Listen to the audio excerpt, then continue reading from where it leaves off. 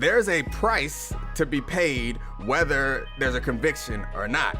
And if you want to work at a certain place, sometimes there are different rules for you, just like you can't bet on games. Like, there are different rules for you if you want to work there. So, like, as much as I hate the idea of handing over any more power to the league over the players, in this case, it wouldn't be handing it over. It feels like something has to be done.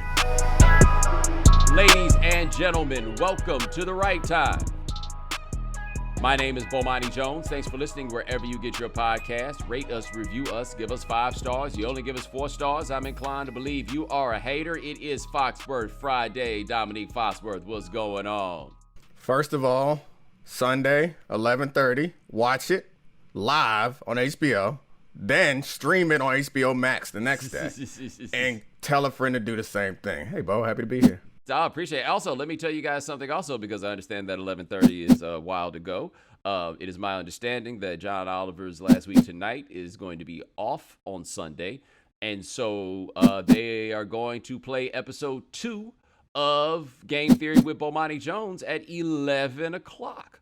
Let's go ahead. Nice. That's Yeah, big man. for me, for people, me and other people with kids. Man, that extra 30 minutes is big. Man, for people who had to shoot a TV show that afternoon, it is also quite big.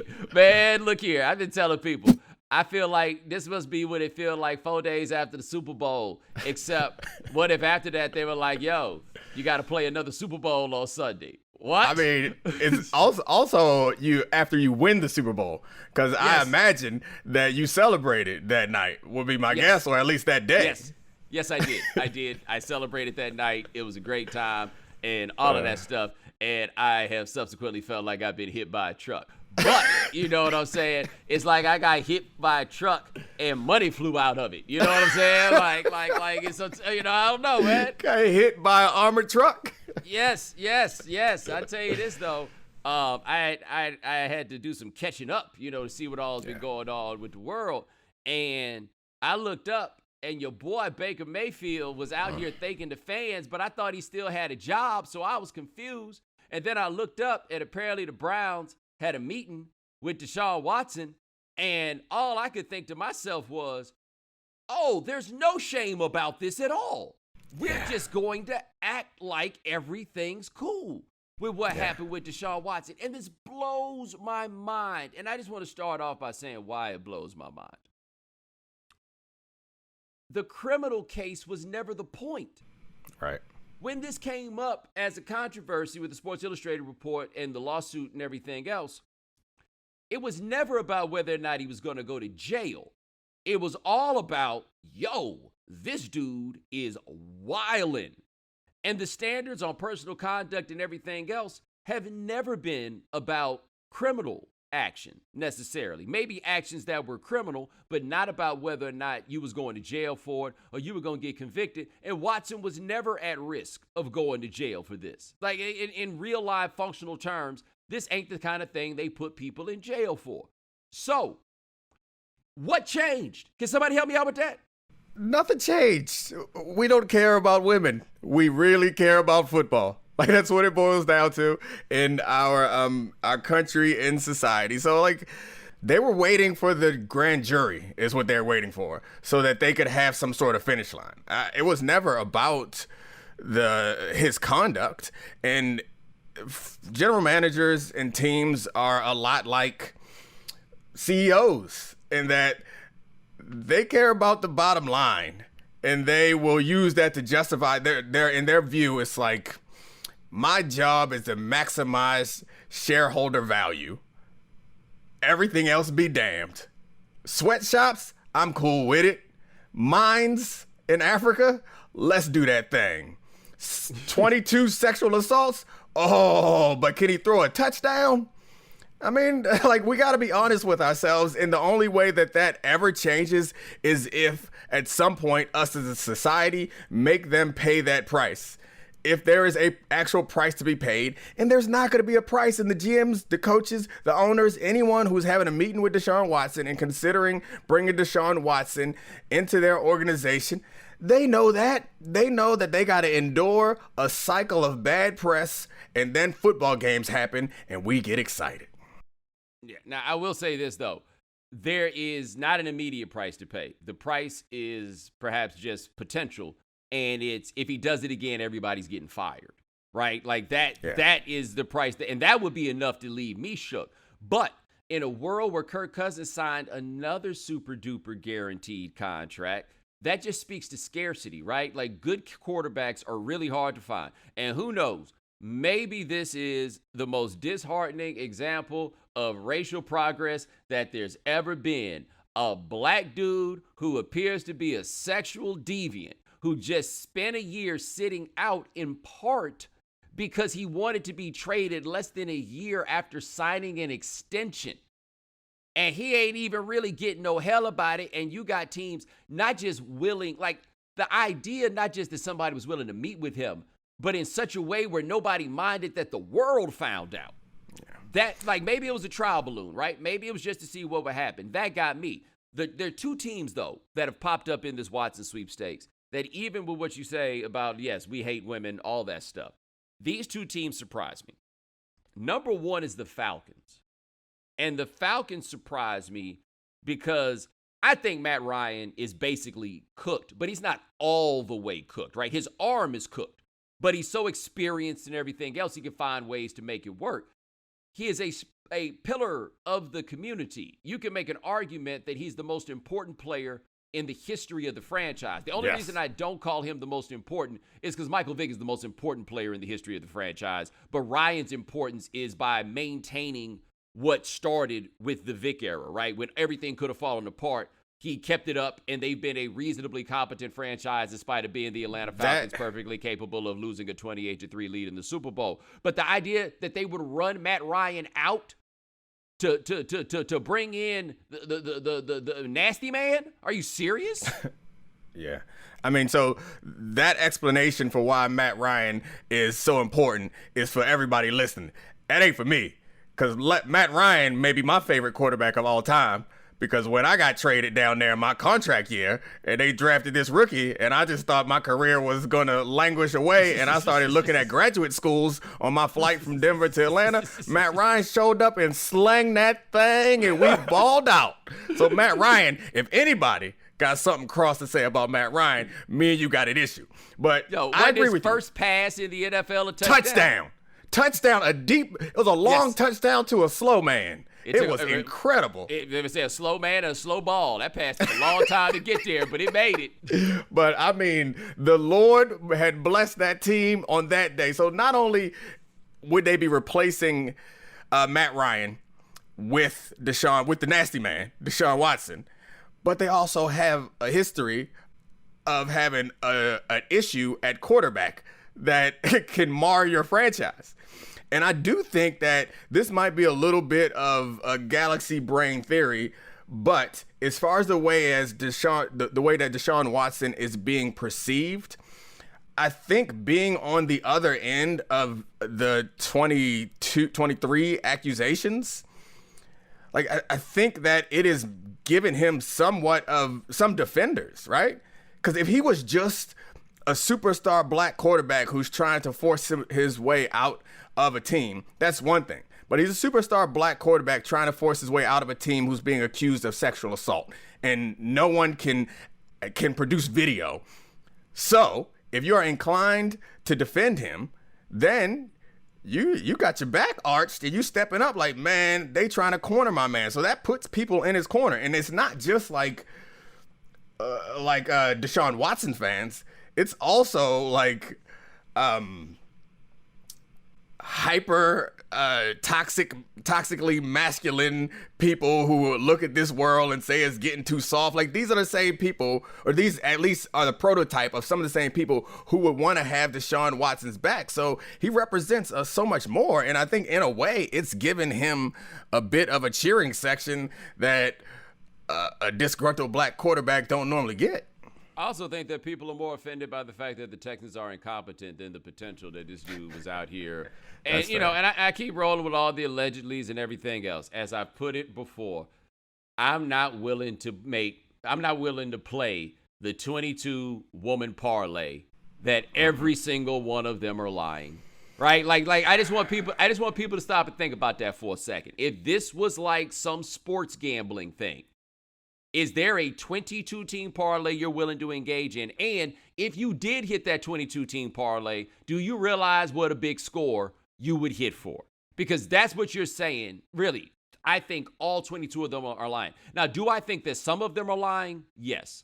Because after you get a stack of accusations, then the hustlers do show up. But how many women we got in this that put their names on this in public? You think somebody's going to put their name on this in public lying if they're sane? Now, some people aren't sane. You cannot discount that possibility. You telling me they all not sane?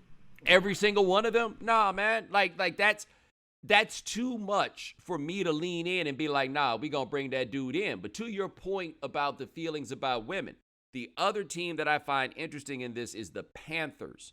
And the reason I find the Panthers interesting is, number one, they're owned by David Tepper, and he wants to win so bad. And I have if he was willing to trade a first-round pick to get, or however, what was the second-round pick to get Sam Darnold, then yeah, he's willing to, I don't even know for him if he's pinching his nose, but he's willing to pinch his nose and sign Deshaun Watson. But the reason that it gets me, and part of why I think this is actually a reflection of changing times to a degree.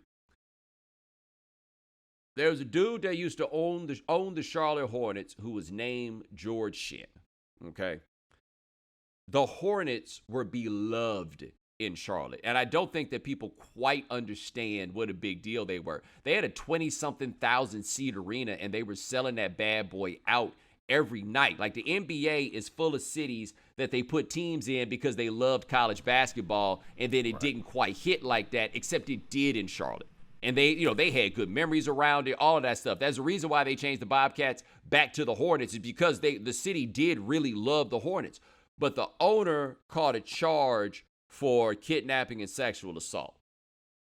The jury, he didn't get convicted on it, but he did get out there talking about cheating on his wife and all of this stuff.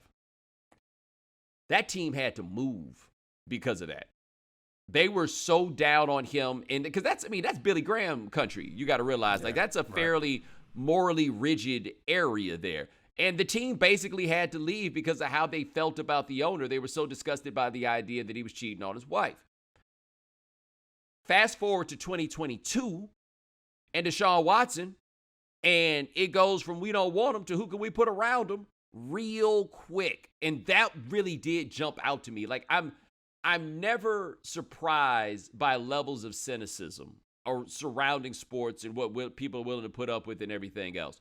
I am stunned, though, that we're still talking about some significant punishment that should come down from the NFL about this. And the line is filling up. I appreciate the context that you gave. It's a story that I didn't know, because I thought you were going to the Panthers. Like, the guy who just owned the team had to sell it because he ain't know how to act around people. You know, like, you would assume that people would move away from that. But I think that these teams are doing the calculations and recognize that this stuff will blow over, and Deshaun Watson's talent is going to last at least for another decade. You're going to be, well, I don't want to say a Super Bowl contender no matter what, because the Texans were putrid while Deshaun Watson was putting up numbers, but they were only putrid that 1 year. Yeah. You will have you'll have reason to believe that you might have a Super Bowl in your future. And you also have evidence that shows that people will move on, which I'm not even here to suggest that people should not move on. I certainly don't believe that Deshaun Watson should never play in the league again. But there's a process, like, there are steps that you must go through. And if you and I are on the same page, which it seems like we are, where, like, we have to say allegedly, but it's hard to really feel allegedly in my heart, particularly when you actually read through the things that the women are saying. You take into account all the circumstantial stuff, even the minor stuff, like, why you got this many massage therapists? What you doing? Why are you looking for them on Instagram and you're a professional athlete? The only thing, and like from this entire time, the only reasonable, to me, at least reasonable defense, which I don't necessarily believe, is that these women were sex workers. And like, that makes sense. I assume that sex workers like advertise themselves as massage therapists on Instagram and stuff like that. That to me is the most reasonable thing. But they are all also like licensed massage therapists who have a history of being actual massage therapists. So if you put that out, nothing else makes sense. So we're not here to litigate the case, but I do think that. Well, hold on. Why are we on the case part? I don't mean to interrupt you, but I want to raise this point. You, as professional athlete, right? Are you getting a massage out here on these streets that's on the level of the massages that you was getting at work? No. All right, no. right. Because the reason I asked that was I had a massage therapist in Miami, and I will recommend him to you. I like Bob a lot, right? And so a friend of mine set me up with it. And so I go, and it's this dude, Bob. He's doing massages out of his crib. And I look on the wall, and framed is a picture of a jacket from the 1996 Olympics and a couple of pictures. And he was the massage therapist for the Olympic team. Okay.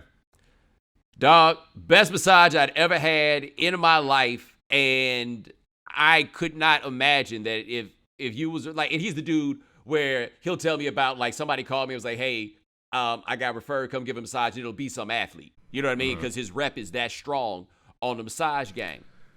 Dog, I ain't just going out, like, Instagram ain't got no reviews. You know what I'm saying? Like, I'm not doing that. That's not gonna be the play. And this dude was just like randomly, come on, man, how you think this works? Yeah, it is not an erotic experience. And I guess I don't want to yuck anybody's yum. Maybe some people, not maybe, there are people who like a little pain with their pleasure.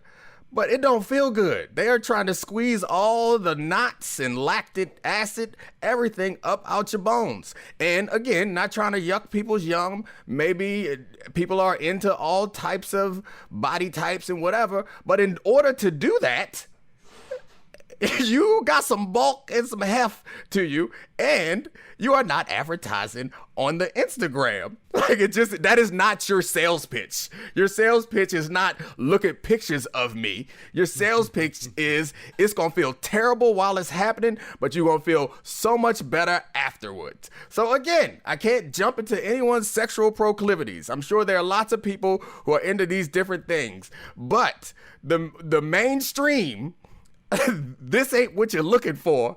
And again, I haven't looked at these women's pictures or gone through their Instagram pages or anything like that.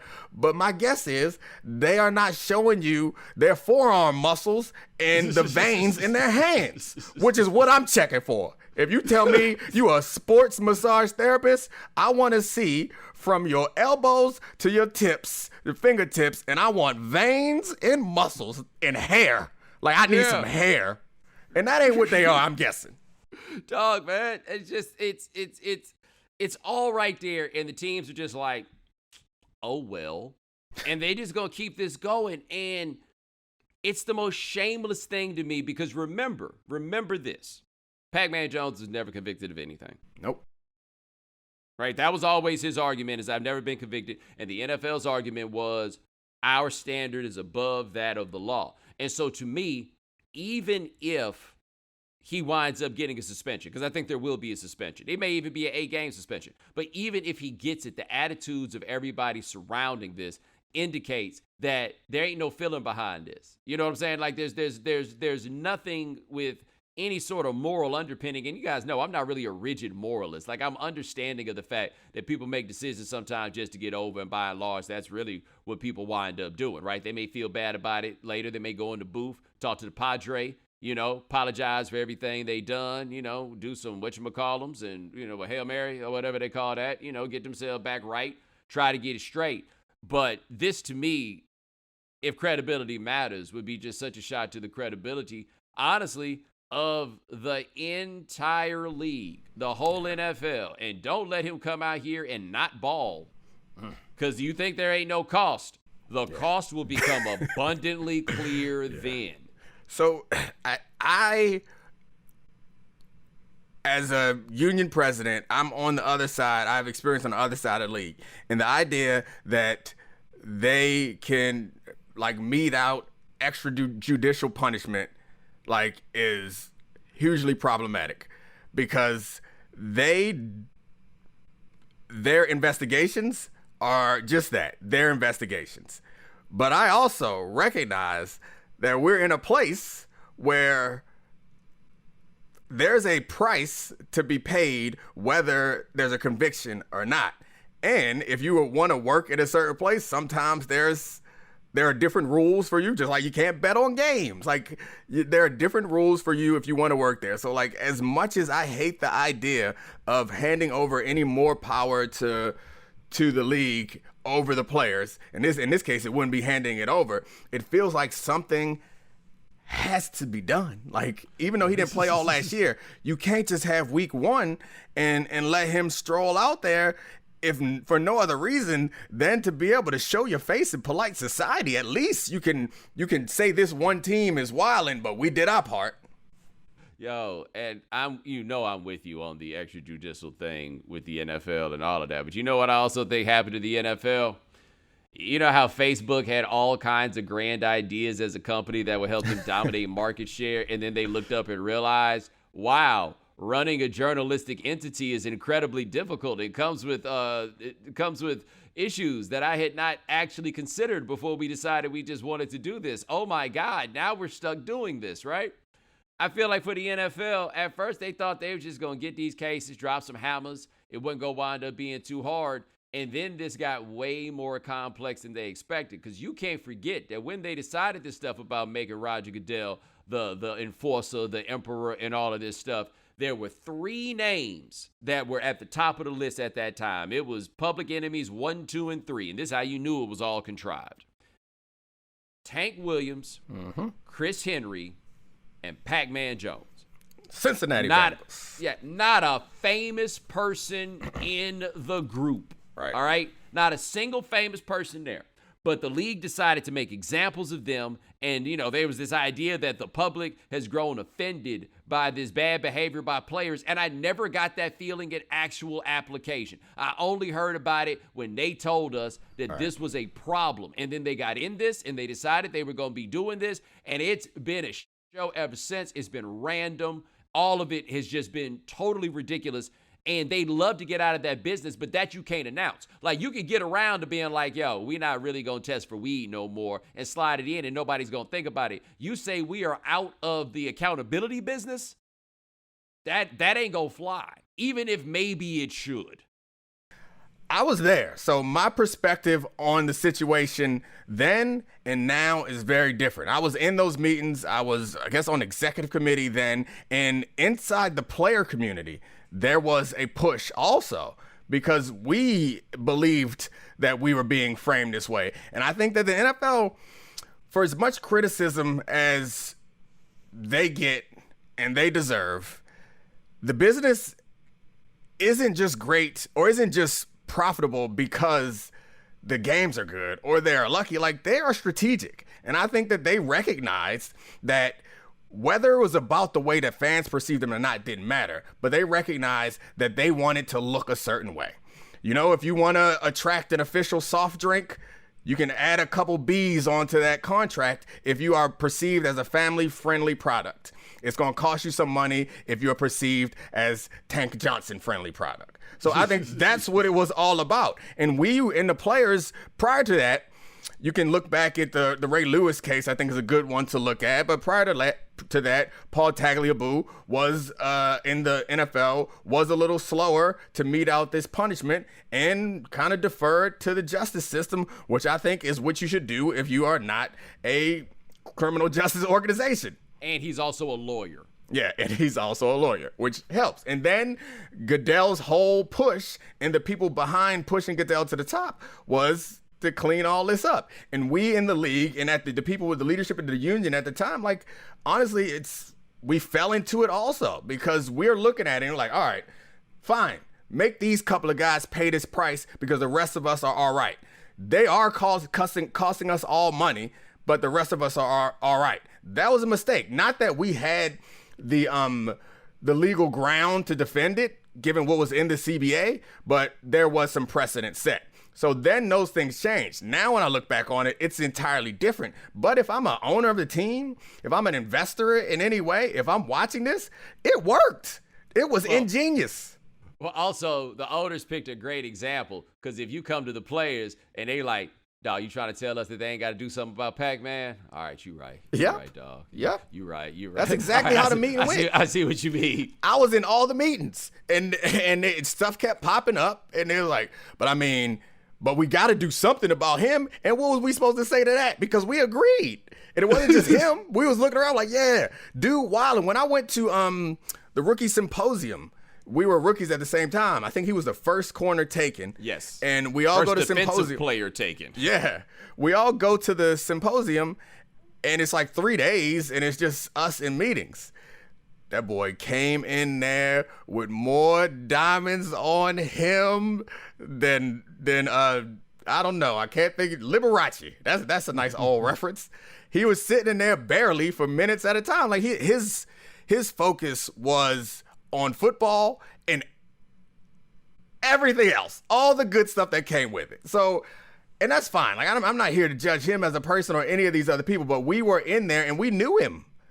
So like we kind of was like, yeah, you do got to do something about that. And then we didn't understand how that. In Vegas, after All-Star in Vegas, that was like, okay, yeah. we got to do something about this dude. And none of us were surprised. And then like it came to the point where we were in those meetings and we also felt like something had to happen, but it like set a precedent. Not that I'm not sure that we would have won in court anyway if we challenged it, but it set a precedent that we couldn't change. And to the original point is, as much as it bothers anybody who believes in like what America presents as what a judicial system should be, it's worked. Like every now and then they catch some criticism, but year over year they stacking B's, and they are I don't know, the most significant institution in modern American life, at least entertainment property. They are real, like they have transcended entertainment in part because of the way that they've convinced everybody. I was about to say middle America, all of America, that football is for you. Yeah, you can't have a league where it looks like the players are out of control. Yeah. Right? Like that doesn't play. That's what happened to the NBA right. In the Allen Iverson era, is that they just felt like the players were out of control. Because even now, people feel like the players have too much power, but they don't feel like the players are out of control. The NFL was reaching a point where they were kind of feeling like the players were out of control. And they once you give that perception of control, everything seems to go over just a little bit better. But I do contend with football, these cats could be out here robbing liquor stores and people still gonna watch football. Like, I do find it to be funny that everything we talk about in terms of amoral behavior and all these scandals and everything else, and we all go back and be like, yeah, but people still gonna watch football. However, the idea that a couple of your players was going to jail was the one thing to make people, that and Colin Kaepernick was the one thing to make people think, oh, they might not watch football. Because what do I keep saying all the time? People love these games but hate these players. Yeah. Right? That's just really what it comes down to. And so once you have that condition there, once that's in place, you got to do what you can to make people not think about the players. Yeah. I would have thought that with Deshaun Watson, that the hatred of player thing would pop up. Mm-hmm. Nope. It's just like, hey, he a quarterback. Yeah, but I think that like the people who are like publicly critical of Deshaun Watson are like annoying leftist woke mob people, and they're easy to, when you look at Deshaun Watson, like super talented, or when some people look at super talented football star Deshaun Watson, who has a pristine reputation otherwise, and then they look at, frankly, people like you and me and other people like us who are critical of him, lots of people would much rather side with Deshaun Watson than us. So I think that's what it boils down to. And to the original or to the conversation we had before is whether people will stop watching over players actually being out of control in football or not doesn't matter. If there's a 4% chance that they will, crush the players. Because in football, unlike basketball, the players aren't like, they aren't the draw. Like, they're fungible. Yeah, you know what I mean? They aren't the draw. So why am I going to stand here and like try to treat somebody with the proper like judicial review Because I believe in justice? Nah. Because I like them? Nah. Because I respect them? Nah. Because I care about them? Nah. Go ahead and crush them. Because I'm not going to let this 4% chance become a problem for the money that I'm making. Well, here's the other thing that gets me, though, about the way that we've just kind of kept it moving on Watson. Man, that stuff they talk about with him is weird. Right? Normally just being weird would get you out here. So we're actually in like an interesting place where it's just weird enough that nobody feels comfortable making jokes about it, but it's apparently not craven enough that people feel like something has to be done about it. But our friends at CarMax have reimagined car buying to deliver a truly flexible shopping experience that puts you in control. Because at CarMax, you have the freedom to shop online and on the lot. Once you find the right car, you can buy online with home delivery in select markets, or choose express pickup at your local CarMax. And CarMax has you covered with a 30-day money-back guarantee up to 1,500 miles. Learn more at CarMax.com. CarMax, car buying reimagined. I mean, look, I don't think Baker Mayfield's a great quarterback, but he's a quarterback. Yeah. The fact that the teams that have quarterbacks are thinking about this, that's an extra, like that was the thing with me about the Falcons. Y'all don't even have to be this desperate about it. I also wonder if it would go differently with him if this wasn't a quarterback poor draft. Right. Yeah, that would definitely change things. But the quarterback, the draft won't be poor for quarterbacks every year. Like, what I don't get in this is the person with the most to lose in this situation, presumably, is the owners, who also have the most power and the longest timeline. So, like, I don't get why. And that, okay, they never have to answer any questions. Right. I guess that's it. The only owner ever willing to answer, and this is the thing about it. We call Jerry Jones a glory hog for this, but when it's time to sign Greg Hardy, whether you like the answers or not is its own discussion, but Jerry Jones is going to be somewhere to answer that question. Right. You don't know what none of these owners' voices sound like. That's true. Yeah, I mean, I would think that because you have this long timeline, you're like, I don't need that. We'll find somebody eventually. But maybe also because many of them have owned the team for so long to not have success that they're like, man, all right, well, I'll deal with whatever pain comes with this so I can get what I deserve. But the Baker letter, man, I think the Browns, Mortensen said that the Browns wanted a, quote, adult at quarterback, and that's why they want to move on from Baker Mayfield. It's real hard. It's real hard for me as a player advocate guy to cape up for Baker's maturity when he out here sending these passive-aggressive, corny-ass thank you screenshots. Like, stop it. And then you pile it on all the rest of the foolishness that he has done. It's like, man, he's a hard guy to root for. That was soft. And then he signed it Baker Reagan Mayfield? You really wanted to piss me off. Like, you really, trickle-down ass Mayfield. Dog, that was so soft. I can't, I'm sorry, there are levels of this. I get this. We're in a different generation about how we handle people and their vulnerabilities, but that wasn't about expressing his vulnerabilities. That was being passive-aggressive, and that's never going to be cool. Like, everybody out here needs to understand that. We ain't never going to get to the point in the dialogue where this passive-aggressive bullshit is going to fly. It cannot, right? I actually think passive aggression in many cases is grounds for violence. Like, it's just we're not going to do this. And so I saw that he did that, and I just couldn't believe it. I just could not believe it. The thing about them saying they need an adult at quarterback, though, that's so damning for Baker is we've seen them try so hard to make it work with him and try and try and try. I can't think of a time, even with no attribution, that I can think of a team saying something like that about a quarterback, right? Just flat out calling you too immature for the job. That make you have to do some assessment. A quarterback that presumably you want to move to. Like, you don't care that you're devaluing him. And Baker doesn't strike me as the type of guy that is going to do that type of assessment, which maybe it's not fair of me to say because I don't know him. Maybe he's different behind closed doors, but he ain't never showed us that side. Whenever he's in front of a camera, the only this is the closest, I guess, that he's shown to like some self-awareness, and this is not self-awareness. Like there was some lines in there that I remember that felt like he was like taking a slight bit of responsibility, but then he threw trusting in God in there. It's like, all right, man, here we go. Like, don't bring God into this. Like, that's just a cheap shot to try to get some sympathy. And he pulled the hard-working people of Cleveland. That is one of the tropes or like crutches that I hate that athletes fall back on, and frankly everyone falls back on. Every city people work hard.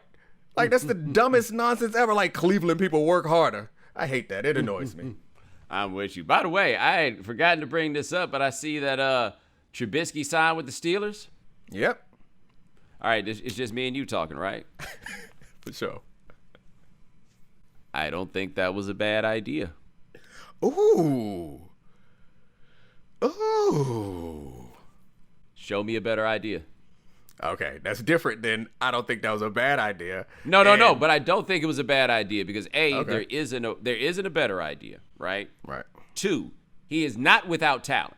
Yeah. Right? Like this isn't one where I don't understand. I don't understand why somebody took him that high, but I did understand why somebody might take him. 3, that year, like, it wasn't all terrible for him.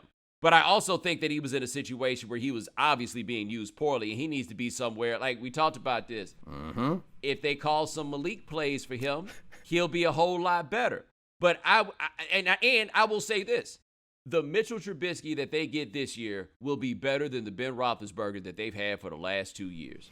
And the Mason Rudolph. The dude named Duck. Yeah, like, I don't think they can win a Super Bowl with him, but I think they can win 10 games. He is on a $7 million contract. Yeah, that's what I'm saying. He's better. And frankly, he's probably Carson Wentz-ish. I would rather have him than Carson Wentz. Of course. At this price, too. Like, Carson Wentz has the ability to black out and be like MVP level talent for a series of plays and maybe even for a game. Right. But one thing you need to know, that thing is coming back down eventually. Yes. It's coming back down eventually, and it's going to cost you $30+ a year. It ain't working. Right. Well, see, the thing for me with Trubisky also is I am reluctant to go too far in the blame the organization because the guy didn't play well thing, right? Like, I don't lean too heavy into that. However, the rest of y'all do. And it is interesting that somehow this guy doesn't get any of that slack at any point, right? We watched Matt Nagy misuse Justin Fields last year, right? And Justin Fields, I mean, obviously Justin Fields is a much better athlete than Trubisky, but in fact, much better may be being unfair. He's a better athlete than Trubisky is, but Trubisky's a good one. And some of the same problems that you saw the next quarterback have some of those same problems. Like, it really wouldn't surprise me if Trubisky wound up somewhere where they, knew what they were doing. And not that he becomes a Pro Bowler, but he becomes a decent guy for you to have on your team. Again, I just saw somebody give Kirk Cousins another guaranteed $87.9 zillion. I love this time of year, man. I love this time of year. Just watch guys get paid. I mean, just seeing the numbers go, just like Carlton Davis and J.C. Jackson, and even guys like Kirk Cousins, get that money, man. Yo, were you surprised that somebody was willing to give Von Miller $80 million? Like, I imagine that 6 years is all kinds of fiction. But I was still surprised that he got the deal that he did and that he took the deal that he did. I have the option of trying to run it back in sunny Los Angeles, or we could try to get over the hump in Buffalo. Yeah, that's shocking. Yeah, at this point in my career, if I'm Von Miller, I might go ahead and take that discounted rate and stay at home. And the people of L.A., man, I know they don't care nothing about football, but boy, do they have some exciting football out there to watch. Between the Rams and what the Chargers are doing, it's going to be a lot of great ball being played in some half-full stadiums out there. Doc, can you imagine what a big star Justin Herbert would be if he just played for the Rams and not the Chargers? Because that's just all star. Like watching him play is like, oh boy, that jumped off the screen. Yeah, he be out there doing Josh Allen-y things, and Josh Allen play at Buffalo, and and he's a star. Yo, let me ask you this: true or false? Russell Wilson is the third best quarterback in the AFC West. Yeah, that's true. That's absolutely true. Yeah, I'm not going to put him underneath Carr. He could come out here and do something this year. Because we saw Aaron Rodgers have a career dip, and he needed some sort. Presumably, we're accepting the theory that he had some injuries, and then he got a wake-up call when they drafted Jordan Love. So it was like a shock to his system. That you can argue that this is the same thing for Russell Wilson, is getting out of there, getting on a new team, getting the lights back on him, getting his attention, and this could be the shock to his system, because I don't think that he is physically spent. He's not the athlete he once was, but he still has a physical talent to be top of the league good. So it's hard for me to pinpoint exactly why he got bad. So in this new situation, I mean, who knows how good a coach Nathaniel Hackett is, but in this new situation, there's reason to believe that he might come out, take the league by storm. Yeah, I just worry with Russell that he's one of these guys that as the athleticism dwindles, the overall impact, like a 3% decrease in athleticism could be a 5% decrease overall. You know what I mean? And that keeps he's a small guard in the NBA. Yeah, and he takes 45 sacks a year. Yeah. And that's on him. Yep. Right? That doesn't really fall on anybody else. That's on him. But I do want to see it like that. This is shaping up, at least from here. I hate to be that guy that's getting excited about football in March, because I just feel like that means I'm brainwashed. But I do kind of feel like it's kind of stacking up to where we could have some very interesting stuff shaking out here. You know what I'm saying? It's okay. It got a hold of you. It got a hold of all of us. It's all right. I mean, it is exciting.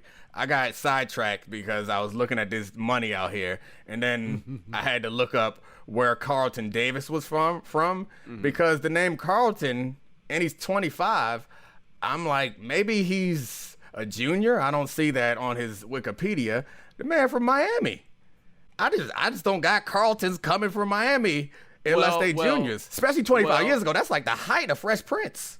Well, I will say this. I do not know Carlton's background. I do know Miami, and I do know something about names that end in T-O-N that does overlap with Miami, which is our Jamaican brothers. There we go. Our Jamaican brothers are deep in the T-O-N family. It is a certain particular class of Jamaicans. But your Arlingtons, your Barringtons, your Laytons, your Carltons, all of those. That makes sense. They ended those T-O-N names. My thought is, basically, you named them after a herb? Huh?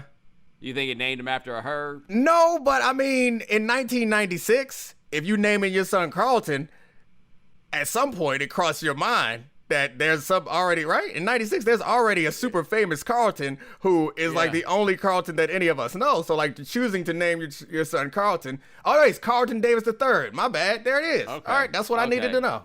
I'm done. Also, I mean, but that part still remains. You still know that there's a Carlton out here in these streets, and you got to think outside yourself.